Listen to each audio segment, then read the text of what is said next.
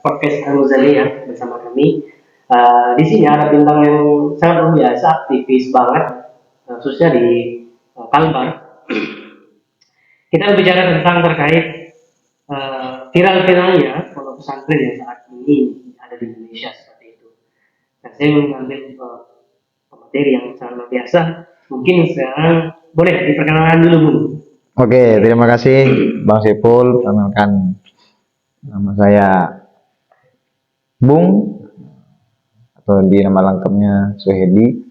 Hari ini saya diundang oleh Al-Muzali Podcast karena ini membahas tentang isu yang sangat marak yang ada di Indonesia saat ini. Ya sedikit banyak nanti dikenalkan lebih jauh. Oke, saya kembalikan lagi. Oke, langsung saja. Memang di Indonesia ini sangat-sangat luar biasa ya. Pondok pesantren di mana-mana. Timbulnya kaderisasi dari pondok pesantren sangat luar biasa dan besar. Tapi kebanyakan hari ini kita kalau berbicara tentang toleransi yang ada di pondok pesantren kita sudah dipelajari. Tapi semakin ya digaungkan dengan lambang atau perkataan dari toleransi itu dari negara, makin hancur negara ini. Itu terjadi. Itu bagaimana pandangan Bung terkait itu? Baik, saya mau mengaca dari aspek saya selaku pernah juga, ya bahasanya pernah ikut nyantri di tidak lama di salah satu pondok pesantren di Pulau Jawa. Tapi dengan ini saya memandang kejadian yang ada sempat viral, terutama di Az-Zaitun ya. Tapi saya tidak menelaah dari aspek hukum. Kami belajar sesuai yang apa kita pelajari di pondok pesantren. Yang saya ketahui di pondok pesantren terkait toleransi, bahwasanya kami itu tidak diajarkan bagaimana kita menjadi seorang santri yang bukan menjadi perpecahan di tengah masyarakat. Bahkan kami dituntut bagaimana untuk membangun bangsa kita ini untuk menjadi yang lebih baik. Artinya lebih baik gimana?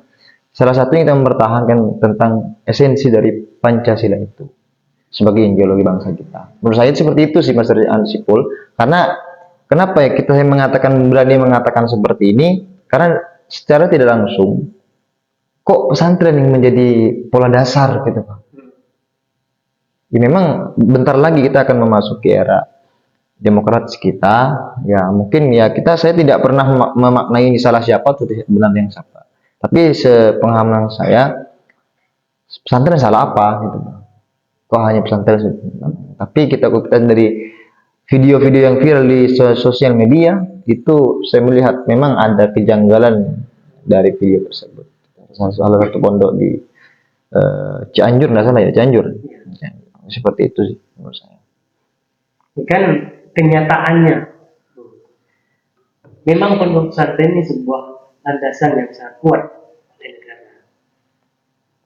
Dulu itu kan hampir pondok pesantren itu mau dibubarkan, mau ditutup sebagai pesantren seperti itu. Karena aset pertama itu ada di pondok pesantren Islam majunya. Dengan santri-santri di pondok pesantren yang ada di Indonesia itu kan dari asalnya di pondok pesantren. Tapi hari ini banyak yang melenceng dari aturan yang ada di ruang lingkup pesantren.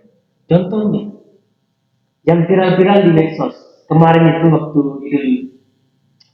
Fitri kemarin ada nulis wanita itu baca khutbah gitu, dari pondok pesantren Az-Zaitun itu gimana itu kan? Itu sebuah melenceng sangat besar gitu kan. Secara berbicara tentang Islamia itu nggak seperti itu yang saya ketahui. Ini udah pelecehan banget gitu. Tadi kita sudah tarik kesimpulan bahwasannya dari toleransi kita, saya di pondok sering kali mendengarkan kalau berbicara urusan agama, perbedaan antar agama yang menjadi titik toleransi, salah satunya dari aspek agama. Menurut saya itu kami yang selaku pernah menyantri itu ataupun kawan-kawan santri atau kaum-kaum santri pasti paham dengan lakum dinukum waliyadin. Kalau berbicara urusan peribadatannya, kita tidak usah perpanjang karena sudah jelas. Boleh membahasnya tapi tidak terlalu panjang lebar terkait bagaimana apa pengertian. Tetapi yang saya lihat dari video yang viral itu memang dari tadi saya katakan sangat berbenturan dengan usul fikih. Khutbah itu ada seorang, bahkan ada seorang ulama itu mengatakan ketika imamnya ataupun khotibnya seorang perempuan ataupun imamnya seorang perempuan, sholat Jumat ini kan tidak sah. Iya, betul. Karena ini secara usul fikih kita tidak perlu kita bahas, kita hanya membahas aspek sosialnya saja yang pernah saya alami selaku yang pernah nyantri pondok pesantren. Tapi dari menilik dari beberapa kejadian itu, terutama kawan-kawan yang hari ini kita tetap menjaga kedamaian dan ketentraman di Republik Indonesia.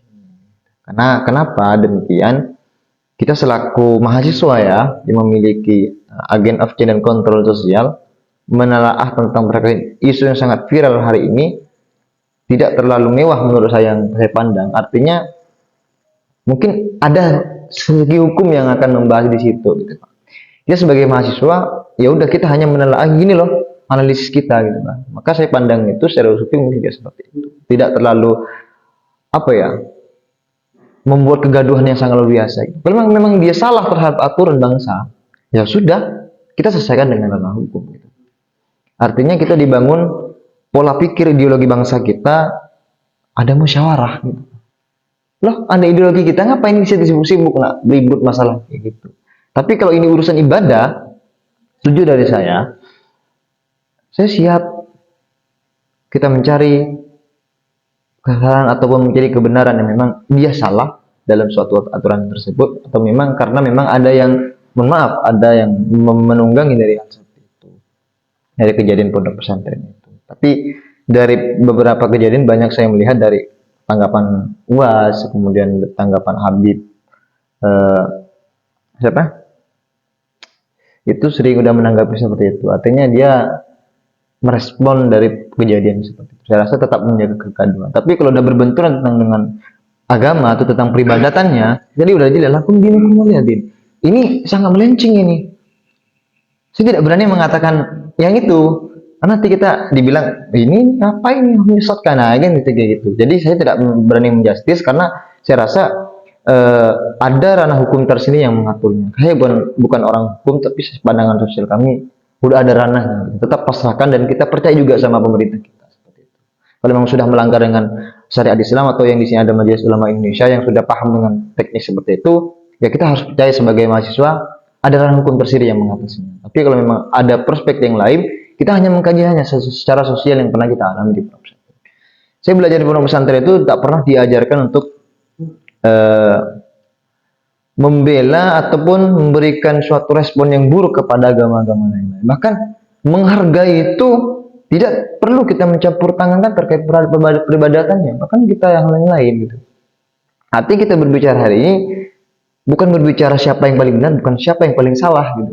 Tapi kalau memang dia ada aturan kita negara hukum, kita percaya saja dengan pemerintah. Saya rasa penyelesaian itu sudah bisa diselesaikan dengan negara hukum. Itu memang salah secara undang-undang seperti itu. Menurut saya seperti itu sih yang pernah saya ambil dari itu. Oke, kalau kita berbicara tentang apa namanya pemerintah yang ada di Indonesia, artinya pondok pesantren Al Zaitun itu gitu,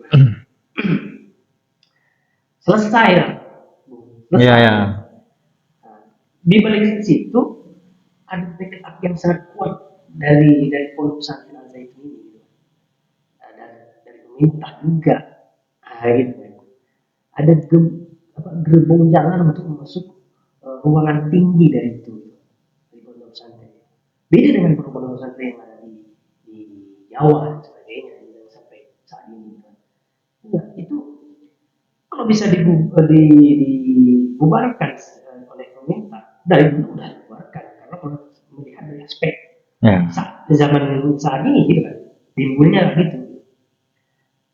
Artinya dari santri-santri itu bisa dengan apa namanya berzina dan sebagainya itu kan secara logis kan enggak aturan gitu, tidak ada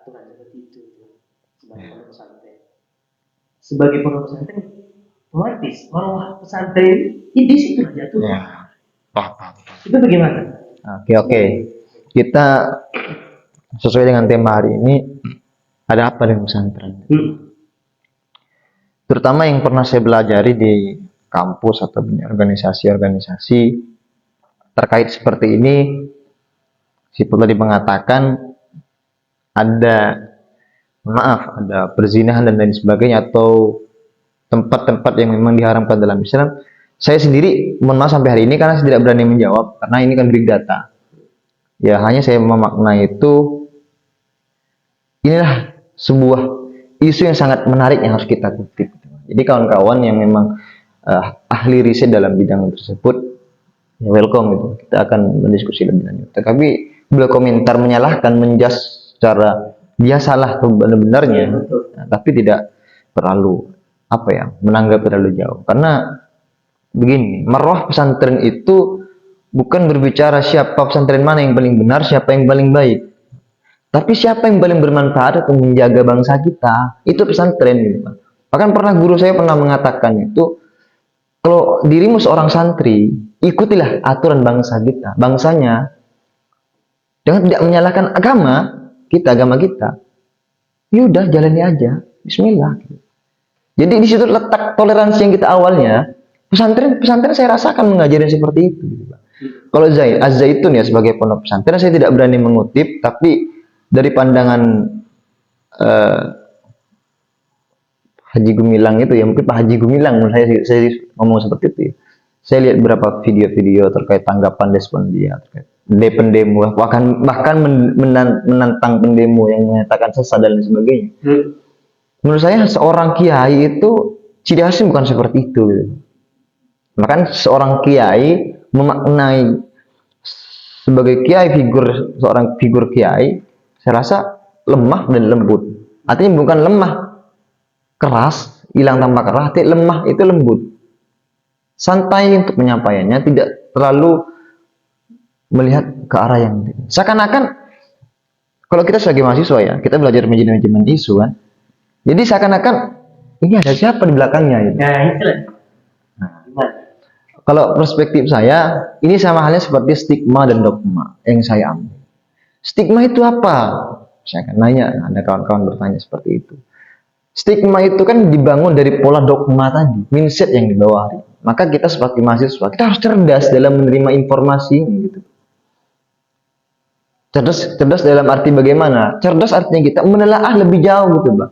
Membawa suatu data, lalu kita bandingkan dengan apa yang kita ketahui data tersebut. Kita harus menjadi check and balance di penengah masyarakat yang hari ini mungkin dibilang mengatakan ini terlalu booming di Indonesia. Lalu ada apa? Ada benturan apa lagi? Pesantren ini tempat orang belajar loh, gitu Bang. Saya rasa kawan-kawan yang pernah mondok itu mungkin niatnya pasti ingin mencari ilmu. Yarfa'illahul ladzina amanu minkum walladzina utul ilma. Saya rasa itu. Tidak ada kata lain. Tadi urusan saya mau seperti ini, saya harus seperti ini. Tapi kan kalau kita lempar dari aspek tersebut, kata si Pul tadi, ini Bang terlalu ada seakan-akan ditunggangi gitu. Kan seperti itu kan? Nah, ditunggangin. Tapi sepandangan saya selaku ya mahasiswa yang pernah juga nyantri, tidak terlalu lama. Kalau memang pesantren itu tadi kita katakan menyalahi aturan terkait perdebatan dan visual, saya sendiri pasti menyalahkan. Tapi selama beberapa hari ini saya melihat isu yang hari ini seakan-akan kita digiring untuk ke arah sana. Kalau kami sebagai mahasiswa ya saya tidak terlalu menanggapi terlalu heboh, karena saya rasa ada bidang di masing-masing itu. Tapi kalau dari segi video-video yang viral, kebenarannya, autentik kebenarannya itu saya tidak tahu gitu, karena bukan daerah kita. Tapi secara informasi yang saya dapat, memang banyak juga Kemenham juga menanggapi, kemudian MUI juga di Jawa Barat menanggapi, dan ini sangat saya rasa secara mungkin akan dibahas. Bahkan dari pemelencengan itu, dari kata-kata yang naratif yang dibangun dari beberapa video yang viral itu, ini sangat melencengkan dari Islam. Berarti tidak sesuai dengan akidah-akidah Islamiyah yang ada gitu dari segi pondok pesantren ini gitu ya. Artinya bahwa di balik di belakang dari pondok pesantren ada itu ini siapa yang menjadi faktor utama dan tujuannya mau kemana? Hari ini tuh kalau kita bicara tentang terkait alumni yang ada gitu, dari kota itu jadi apa, mau kemana, ranahnya itu di ruang lingkup saya masih belum ada timbul gitu bahwa saya alumni ini nanti tidak ada yang seperti itu gitu. Dan di dalamnya yang sempat saya kemarin diskusi juga Ya. dengan dosen ya, yang dipelajari itu orang nanya itu terkait yang dipelajari kita itu nggak diperbolehkan, itu privat. Sehingga Menimbulkan ya. menimbulkan apa pemikiran-pemikiran dari teman-teman semua, khususnya sebagai santri yang ada, ya, itu ada apa dengan itu? Hari ini timbul video-video yang di medsos luar biasa gitu kan. Apa di belakang itu ada pemain gitu kan, pemain artinya nikah itu gimana gitu. Kalau saya pelajari terkait kejadian seperti itu, artinya saya rasa MUI itu tidak langsung menjustis ini salah atau enggak. Saya rasa pasti dari MUI sendiri pasti ada namanya riset. Iya, Pasti ada riset ya. Tak mungkin ya seorang MUI langsung tiba-tiba langsung kita dia salah, pondok itu salah. Saya rasa bisa dibubar juga pesantren. Dan ini harus di pondasi kita di Indonesia memang pondok pesantren adalah langkah awal. Kita belajar di situ usul fi, kemudian peribadatan dan lain sebagainya. Kita diajarin seperti itu. Artinya kita dibangun bagaimana mindset orang Indonesia itu terlahir dari hal-hal yang memang kita diajarin di agama Islam. Kenapa kok menjadi dasarnya kok memang dari menyesatkan itu? Ini saya rasa kita berbicara aturan ya, administratif terkait aturan pondok pesantren. Saya rasa aturan ini perlu dipertegas kembali. Saya rasa pondok pesantren dimanapun tidak pernah mengajarkan kau harus hancurkan bangsa kita, tak pernah.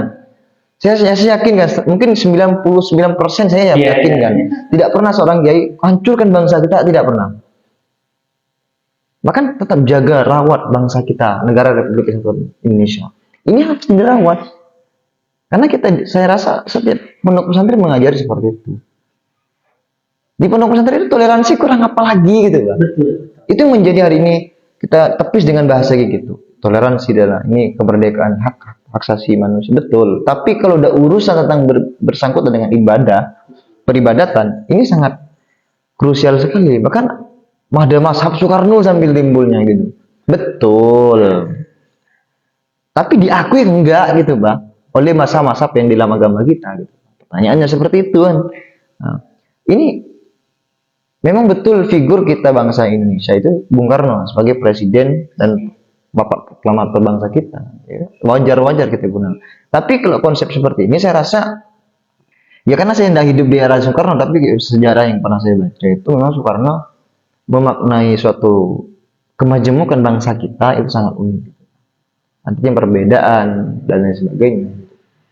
Kalau memang hari ini kita terkait isu yang sangat unik ini, atau menurut saya unik sih, unik dan sangat apa ya, akan sedikit melenceng atau banyak melencengnya dari tentang pelajaran agama, terutama agama Islam. Karena ini konsep peribadatan. Kemudian yang saya hal ini kalau memang dipertegas kembali kami sebagai mahasiswa, terutama ini harus diperjelas lagi. Satu sudah ketahuan. Nah, tapi masih ada lagi. Tapi ini hanya paradigma loh. Saya tidak menjadi pondok mana, lokasinya mana, di mana tempatnya. Kalau kita tidak, kenapa saya tidak berani mengatakan seperti itu? Karena memang kita sebagai mahasiswa perlu riset dulu. Tidak kita semata-mata menyebut ini pondok ini salah. Kalau kita berbicara salah, siapa yang paling benar dan salah, saya rasa kemajemukan bangsa kita akan runtuh dengan sendirinya. Kenapa kita diperperangan, dibenturkan dan sama-sama saudara kita yang Indonesia gitu, Bang? Ini yang menjadi hari pedoman, terutama kawan-kawan di podcast Al-Manzali, kita jaga rawat bangsa kita dengan salah satu keberagaman di sini. Karena saya rasa keberagaman inilah eh, arti dari hal-hal yang sangat menyangkut dengan kehidupan bangsa kita. Lalu ini kan pondok pesantren, ada apa di pesantren itu yang menjadi kita kendalanya? Mungkin saya sendiri sebagai santri ini sangat melenceng sekali gitu. Karena ini bisa-bisa kalau memang ciri khas dan santri yang diajarkan tentang tata krama dan usul adab, tentang ta'lim tentang bagaimana belajar berilmu, menghargai guru dan lain sebagainya.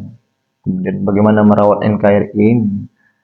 Rasa kalau seperti ini seakan-akan pandangan masyarakat ingin dirusak mindset.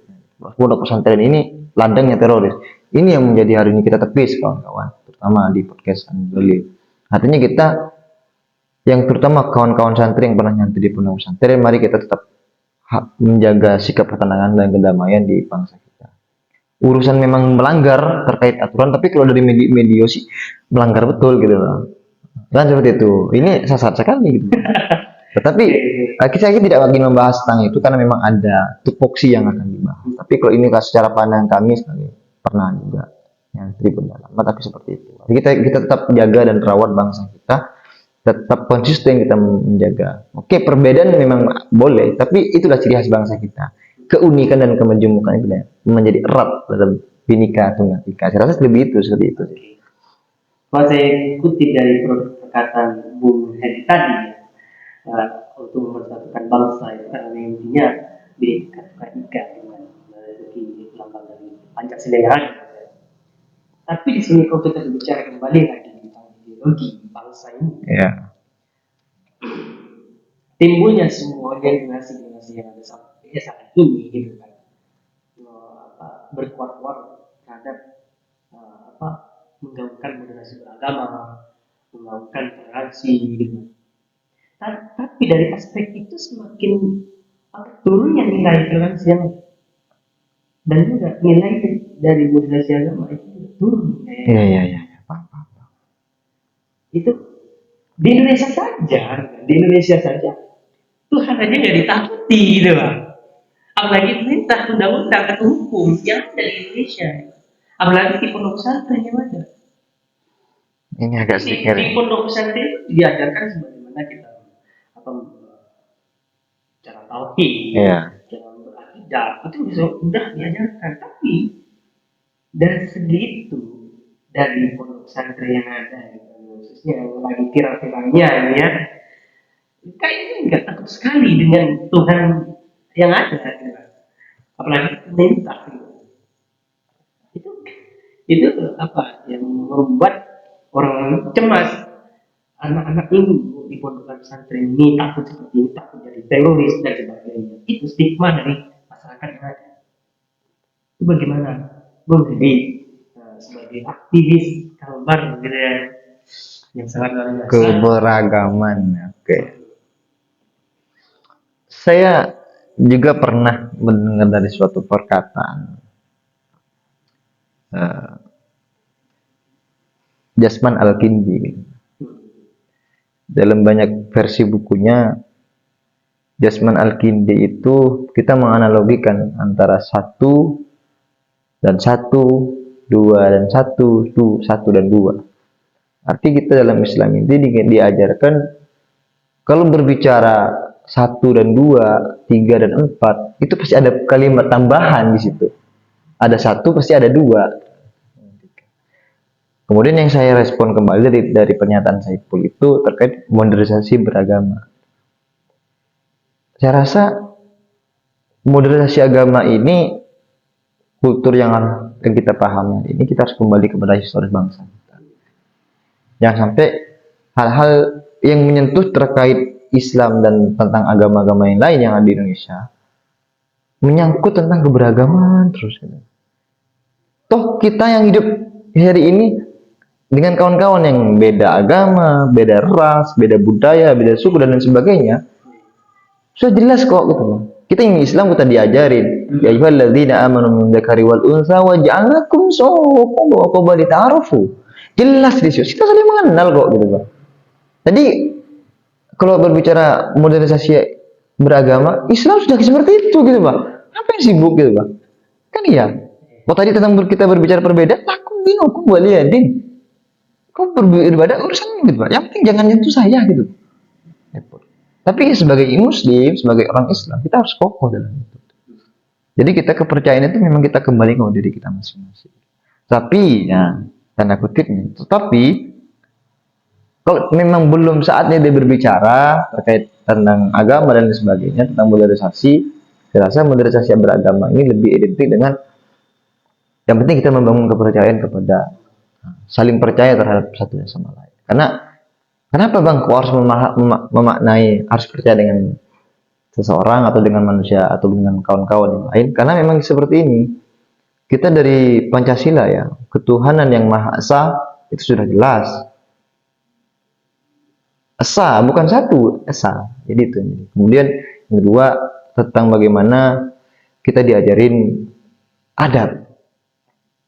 Adil dan beradab. Jangan kau mengatakan adil, tapi lihat dulu adabnya gitu. Tapi udah mengatakan tadi, Indonesia ini jangankan presiden, pemerintah.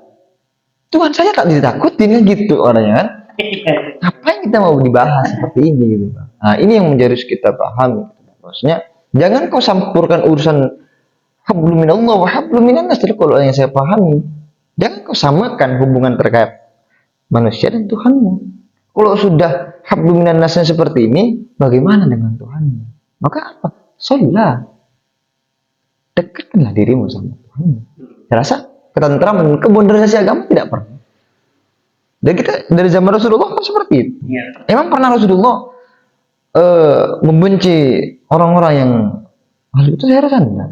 Kita menyebabkan dengan damai, tenang dan sebagainya. Artinya kita tidak mau ada perpecahan di antara kita. Masa kita budak Pontianak kan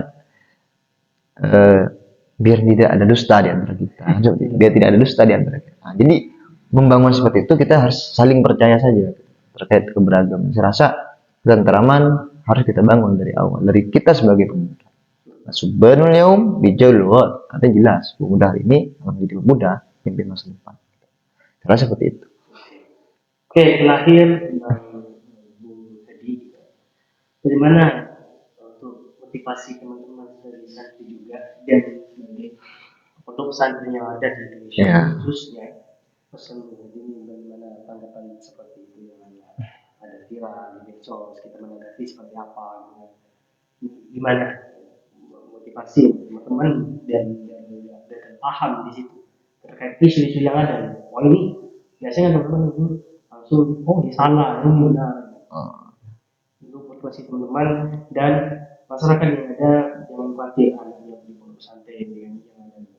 Biasanya stigma dari masyarakat itu timbul aneh-aneh. Ya. Oke, silakan. Baik, terima kasih. Cool. Kemudian yang hari ini saya ingin bahas terkait pesan terutama kawan-kawan santri dan kawan-kawan mahasiswa khususnya. Saya kenal itu mahasiswa santri, tetaplah menjaga ketenangan bangsa kita yang hari ini kita sudah akan beranjak 79 tahun kemerdekaan Indonesia. Sebentar lagi, ini sudah bulan Juni. Tetap jaga kondusivitas bangsa kita karena ini akan terkait ke arah ke depan bangsa kita. Kemudian untuk yang kedua, silakan bangun mindset kita terutama di santri. Boleh kita memiliki ilmu yang kuat, memiliki ilmu yang menjadi manusia atau menjadi santri yang hebat, tapi tidak pernah menyalahkan kawan-kawan yang memiliki kekurangan dan lain sebagainya.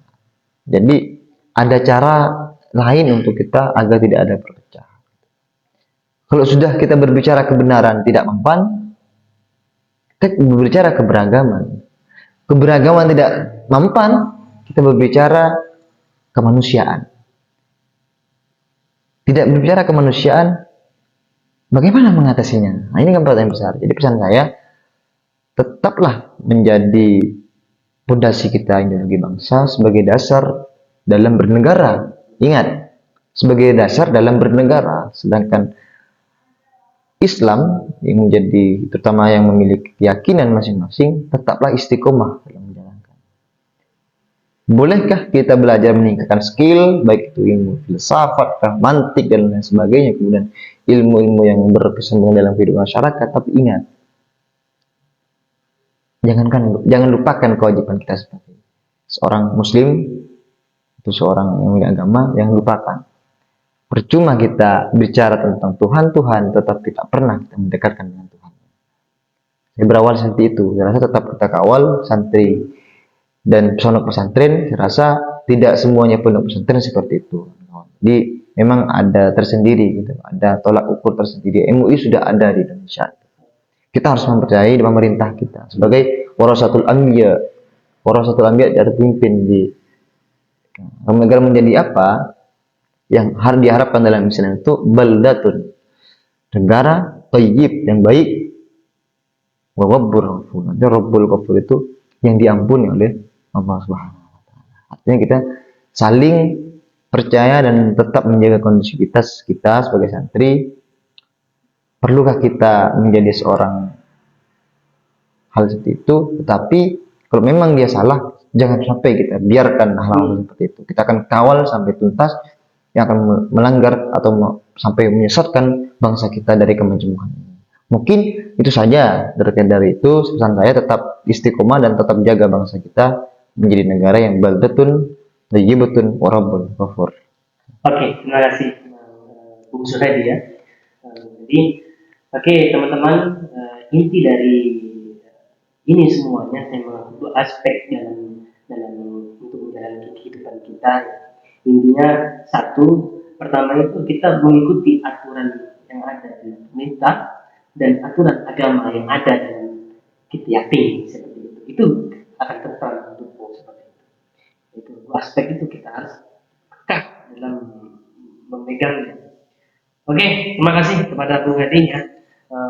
Kita akan lanjut lagi ya teman-teman. Jangan lupa terus tonton terus channel Al Muzali Podcast, akan ada video selanjutnya.